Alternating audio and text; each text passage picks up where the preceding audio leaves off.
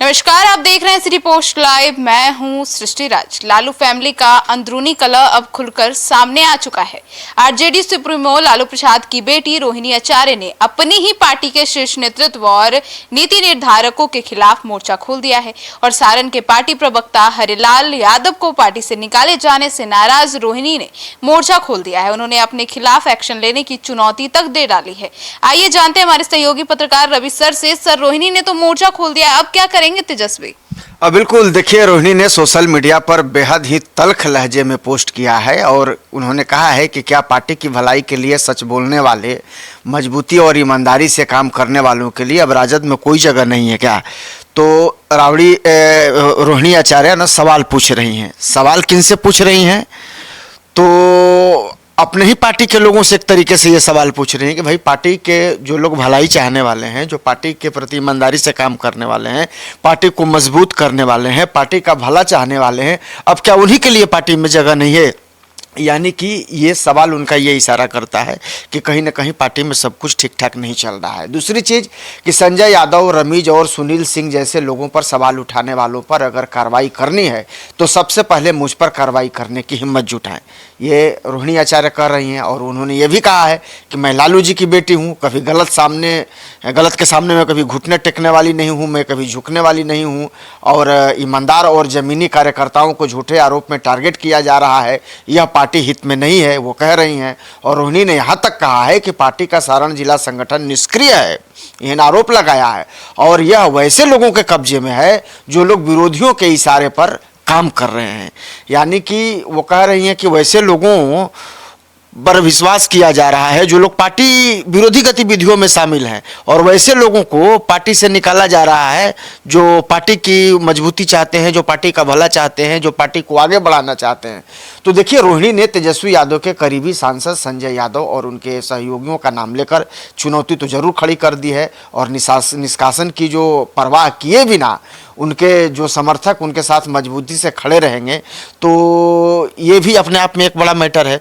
लेकिन देखिए, सबसे बड़ा सवाल ये है, बार बार हम लोग ये कहते रहे हैं कि देखिए, पार्टी का कोई अन्य नेता अगर कोई सवाल उठाता है तो थोड़ी देर के लिए इस पर विचार विमर्श किया जाता है। ये कहा जाता है कि भाई चलिए, किसी बात से पार्टी के नेता नाराज हैं तो वो सवाल उठा रहे हैं। लेकिन रोहिणी यादव और रोहिणी आचार्य ये तो केवल पार्टी की नेता नहीं है, ये तो लालू फैमिली की सदस्य भी हैं और कहीं ना कहीं पार्टी के प्रति आम नेताओं से इनकी जिम्मेवारी कहीं ज़्यादा है। लेकिन जब रोहिणी आचार्य खुद पार्टी में खुश नहीं है, खुद संतुष्ट नहीं है और वो सवाल उठा रही हैं, और सवाल किस पे उठा रही हैं? तो पार्टी नेतृत्व पे उठा रही हैं। पार्टी पर सवाल उठाने का मतलब कि जो कार्रवाई हुई है उस पर सवाल उठा रही हैं, यानी कि वो पार्टी नेतृत्व पर उठा रहे हो। पार्टी का नेतृत्व कौन करता है? पार्टी के नेतृत्व तो तेजस्वी प्रसाद यादव कर रहे हैं। तो कहीं ना कहीं ये जो अंदरूनी कलह है, ये पार्टी को नुकसान पहुंचाने वाला है, पार्टी की छवि को धक्का पहुंचाने वाला है।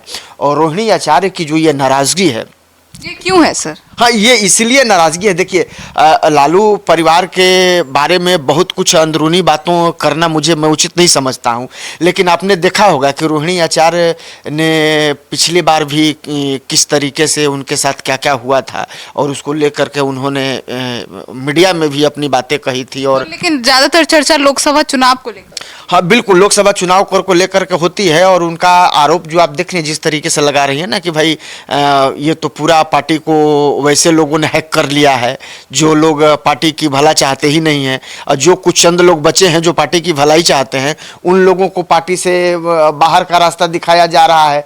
तो कहीं ना कहीं आप ये समझ लीजिए कि सारण लोकसभा चुनाव हारने के बाद से रोहिणी का गुस्सा जो है ना वो लगातार फूट रहा है, क्योंकि आप देख रहे होंगे पिछले कुछ दिनों से लगातार रोहिणी सोशल मीडिया पर एक्टिव हैं और कुछ न कुछ उनका बयान आते रहता है।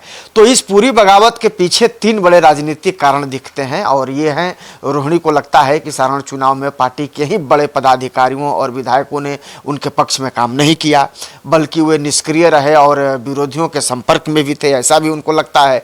संजय यादव को नेता प्रतिपक्ष तेजस्वी यादव का सबसे करीबी माना जाता है। ऐसे में रोहिणी का सीधा हमला तेजस्वी के कोर ग्रुप पर है और आप समझिए कि साफ है कि पार्टी के फैसले पर अब लालू परिवार के भीतर की जो गुटबाजी है वो भी एक बहुत बड़ा कारण रहा है।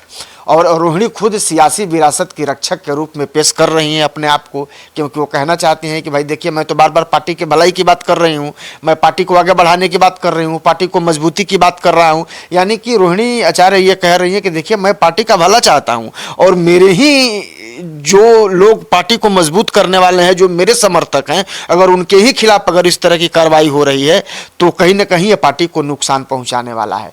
अब देखिए, रोहिणी आचार्य ये भी कह रही हैं कि देखिए, कार्यकर्ताओं के बीच उनकी पकड़ जमीनी नेता के तौर पर बनी रहे। उनका ये कहना है कि देखिए, अगर पार्टी को मजबूत करना है तो वैसे कार्यकर्ता जो पार्टी की मजबूती के लिए काम करते हैं, वैसे कार्यकर्ताओं पर विचार करना होगा, वैसे कार्यकर्ताओं को समर्थन देना होगा।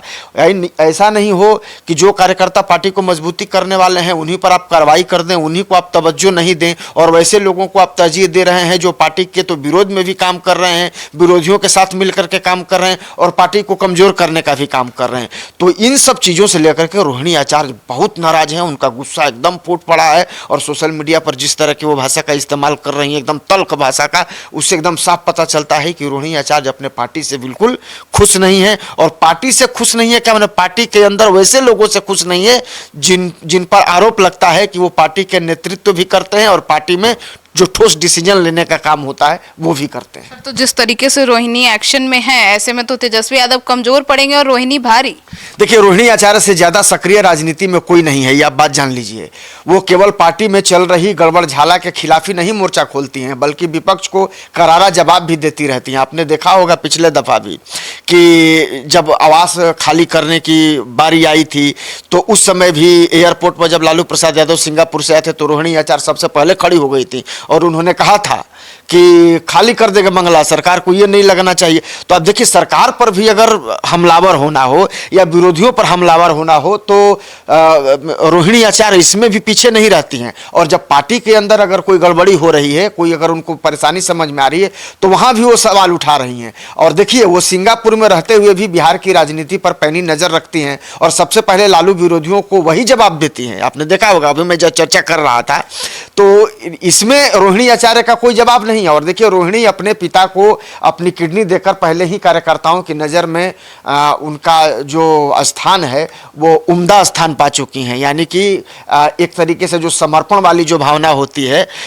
ये बताने की जरूरत नहीं है, ये रोहिणी आचार्य के कार्य ने ये बता दिया है कि आप अपने परिवार के प्रति कितनी समर्पित हैं, पिता के प्रति कितनी समर्पित हैं और पार्टी के प्रति भी समर्पित हैं। क्योंकि ये बयान यही बताता है कि रोहिणी आचार्य पार्टी को लेकर के गंभीर हैं। उनको लगता है कि अगर ऐसे लोग पार्टी को नुकसान पहुंचाएंगे तो पार्टी में परेशानी आ सकती है, इसलिए वो बार बार आवाज उठा रही हैं। और तकलीफ उनको सबसे इस बात की है कि जिन लोगों पर पार्टी का नेतृत्व है या जिन लोगों को पार्टी चलाने की, जिन लोगों ने अपने कंधे पर भार उठा रखा है, वही लोग पार्टी को कमजोर करने में लगे हुए हैं। तो भाई किसी का भी गुस्सा फूटेगा। तो रोहिणी आचार्य इसी बात को लेकर के काफी नाराज हैं और चल रही हैं और वे मनमानी के खिलाफ लगातार आवाज भी उठा रही हैं और कार्यकर्ताओं के बीच लोकप्रिय इसीलिए तो बनती जा रही है क्योंकि भाई जो सही बात करेगा वही कार्यकर्ताओं के बीच लोकप्रिय होगा। अब देख लीजिए, तेजस्वी यादव की छवि हॉलीडे बॉय की तो रोहिणी की छवि एक आक्रामक नेता की बनती जा रही है।